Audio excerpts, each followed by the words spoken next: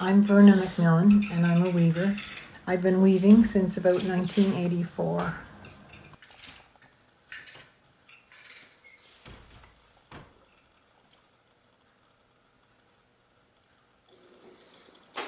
Mrs. Sutherland, Donald Sutherland, their minister's wife, was taking weaving classes, and they lived in Waikatama. But she talked Florence Campbell and I into going to weaving class, and we both loved it. We caught on right away, and the best thing is creating something of your own, new designs and stuff like that. So of course, the first thing we did was twill, and twill projects could be anything but tartans or twills. So that's how I got to do the Lake Ainslie tartan to begin with, and then I did others after that. So I made this pattern using the hymn notes, Just As I Am, and I had to play with it a bit to get it to come out looking right, but I like what it does. It's fun creating your own patterns. I have a program called Fiberworks, and you can play with it and see what the pattern will look like. But back in 1984, there was no programs. We just did it, and we had to draw it out on graph paper and see how it would look, and that's how we made our own designs then. I'm weaving this pattern that I had planned out before. And so right now I'm doing 4 4s. Here they are here. And then I'll do 3 3s and then a 2. And that's the petals that you're raising. So that's 4. See, 1 and 4. To feel you're creating something, it gives you an intense feeling of satisfaction. We have one lady who's now 90, still coming to weaving. And she's been coming for 20 years or more. It just hooks you. You can't let go.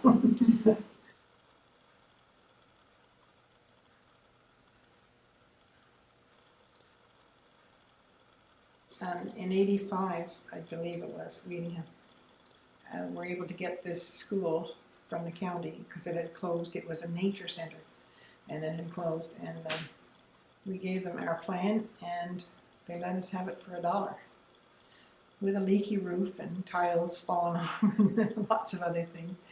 But we did it. A lot of volunteer work. Husbands got involved and everything.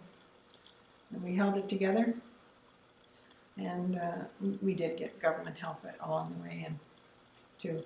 But it's a good thing. It's really good for the community, and a lot of people get a lot of positive feedback here. People are making beautiful things, and they're really avid weavers. They're sitting there weaving, and they're saying, "I'm in my happy place now." That's what they say. I remember feeling like that too. So I still do when I get home and I'm at it. Yeah.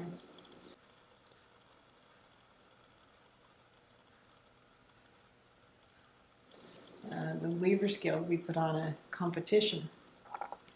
We got money from the $1,000 prize, and we offered whoever wanted to get involved, and I ended up winning that.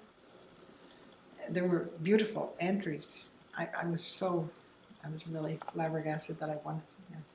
Colors, I said that the yellow was for the golden oatcakes. I remember that's the first time I ever had them was when I came here 50 some years ago.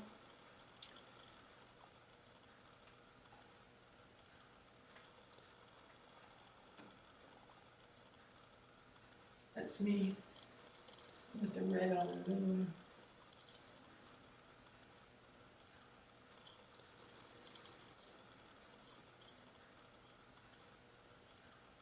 I can't think of the others.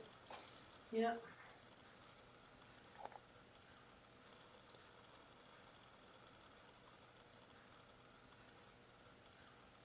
And after I took my first weaving class with Eveline, and learned about just looking at material in a different way, looking at the lines, the twill line and so on. It just got me all That's all I wanted to do when she was telling me about different tartans that were made. New tartans, like the Nova Scotia was fairly new, though not that long ago, and it just that was in my mind that I wanted to make one for Lake Ainslie because there was none here. And so then I started thinking about the colors, and I remember making the trip. Vince and Alan were with me. We went to Port Hawkesbury to get the yarn when I made the plan. We tried to think of the colors and put what it would be important, and they helped me.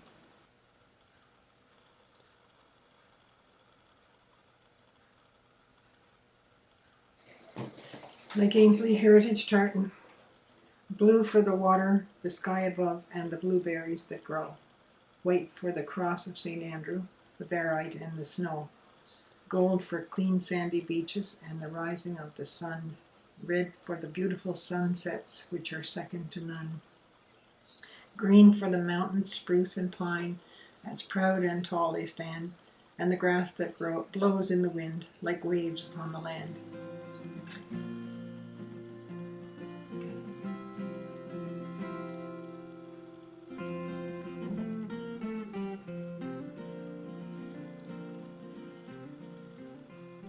And so I took my idea to the Historical Society and the piece that I wove. and because you needed to get it registered in Scotland, and you had to be sponsored by a community group, and so that's why I took it. And of course they agreed, and actually they paid the registration. I think it cost $50 at the time, so it's more now, to the Scottish Tartan Authority. Yeah. Registry of all publicly known tartan. The Scottish Tartan Society. And I was in contact with someone there, and he was advising me too on the distribution of the colors and how to make it. Yeah. I was pretty proud of it when it was done.